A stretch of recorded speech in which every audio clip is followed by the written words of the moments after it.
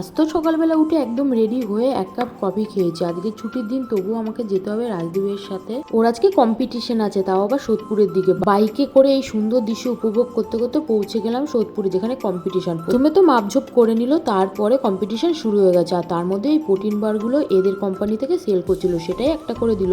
খেতে কিন্তু দারুণ ছিল। ফার্স্ট হয়েছে রণজিৎ দা আর সেকেন্ড হয়েছে রাজদীপ। আমি তো খুব হ্যাপি, শুধু আমি না, জিমের সবাই খুব হ্যাপি। তারপর তো এখানে অনেকের সাথে দেখা হয়ে গেছিল, একটা ছবি তুলে। তারপর তো এখান থেকে বেরিয়ে একদম পৌঁছে গেছি কল্যাণী হাইওয়ের উপরে। এখানে একটা ধাবাতে দাঁড়িয়ে আমরা সবাই মিলে বসে এখান থেকে চা নিয়ে সবাই মিলে গল্প করতে করতে সেই চাটা খেলাম। তারপরে তো এখান থেকে বাড়ি পৌঁছে, যেহেতু আজকে সারাদিন খুব ধুলোবালির মধ্যে ছিলাম, গিয়ে শ্যাম্পু করে স্নান করে নিয়েছি। জেতার আনন্দে রাজদীপ তো এই ডার্ক চকলেট কিনলো কিটক্যাটের। আমি এটা প্রথমবার খেলাম, খেতে কিন্তু বেশ ভালোই লাগলো। তারপর এখান থেকে টিফিন দিয়েছিল আলু বিরিয়ানি, সেটা আর খাইনি। বাড়ি এসে গরম করে ডিম কষার সাথে খেয়ে নিলাম। তো এইভাবে আজকে দিনটা কাটালাম। বাই।